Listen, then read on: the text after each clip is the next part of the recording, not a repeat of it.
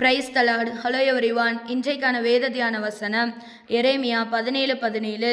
நீர் எனக்கு பயங்கரமாயிராதேயும், தீங்கு நாளில் நீரே என் அடைக்கலம். கர்த்தர் இன்றைக்கு நம்மளை பார்த்து சொல்கிற வார்த்தை என்னென்னா, நம்ம இந்த கிறிஸ்தவ வாழ்க்கையில் ரொம்ப ஞானமாக இருக்கணும். சில நேரம் நம்மளுடைய சுயத்தினால மாம்சத்தினால குடும்பத்துக்கோ தொழிலுக்கோ தனிப்பட்ட வாழ்க்கையில் நம்மளா ஒரு முடிவெடுத்து ஆண்டவருக்கு பிடிக்காத விஷயத்த நம்ம பண்ணுறோம்.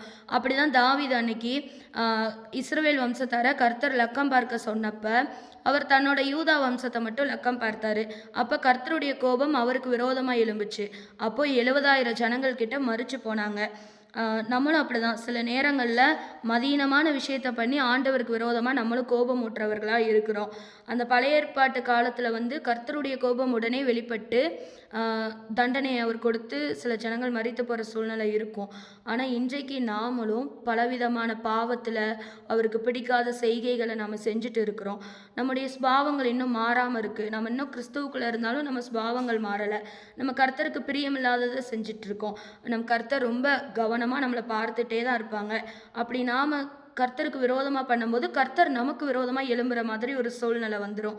அதனால் ஒன்று மட்டும் நம்ம ஞாபகம் வச்சுக்கணும். இந்த உலகத்தில் நமக்கு விரோதமாக எத்தனை மனுஷங்க வேணாலும் நமக்கு விரோதமாக எழும்பலாம். ஆனால் நம்ம அதுக்கு பயப்படவே கூடாது. ஆனால் நமக்கு விரோதமாக ஆண்டவர் மட்டும் எழும்பிட்டார்னா நம்மளை காப்பாற்ற யாராலையும் முடியாது.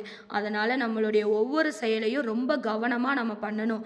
ஏன்னா அன்றைக்கு யோபு தன் குடும்பத்தில் எல்லாத்தையும் இழந்த போதிலும் அவர் தேவனை தூஷித்தரக்கூடாதுன்னு அவர் தன்னைத்தானே சுத்திகரித்து கொண்டவராக இருந்தார். இன்றைக்கு நாம் எப்படி இருக்கோம்? கர்த்தருடைய கோபம் மட்டும் நமக்கு விரோதமாக எழும்பக்கூடாது. ஏன்னா இஸ்ரவேல் ஜனங்களுக்கு விரோதமாக பல ராஜ்யங்கள் எழும்புனாங்க. ஆனால் இதுவரை அவங்கள எதிர்த்து யாராலையும் ஒன்றும் பண்ண முடியலை.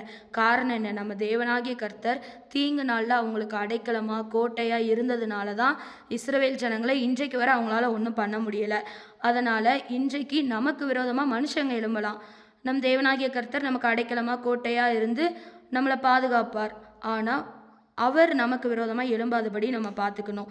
இன்றைக்கு நம்மளை நாமே சோதித்து பார்க்கலாம். நான் கர்த்தருக்கு பிரியமில்லாத காரியத்தை செய்கிறேனா? அப்படி நாம் செஞ்சு அவர் நமக்கு பயங்கரமானவரா, நம் மேலே கோபம் மூழ்கிறவராய் அவர் இருக்கிற ஒரு சூழ்நிலை இன்றைக்கு நம்ம ஒவ்வொரு வாழ்க்கையில் இருந்துச்சுன்னா நம்ம அர்ப்பணித்து மனங்கசந்து அழுது ஜெபிக்கணும். அப்படி ஜெபிக்கும்போது, அப்பா தீங்கு நாளில் எனக்கு ஆதரவாக அடைக்கலமாக இருங்கப்பா அப்படின்னு நாம் அவரை நோக்கி கூப்பிடும்போது அவர் தீங்குக்கு மனஸ்தாபப்படுகிறவராக இருக்கிறார்.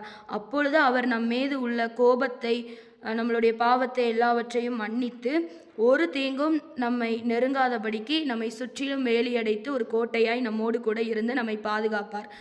இன்றைக்கு நாம் நம்மளை சோதித்து அறிவோம். தேவன் தாமே நம் ஒவ்வொருவரையும் ஆசீர்வதிப்பாராக. தேங்க்யூ.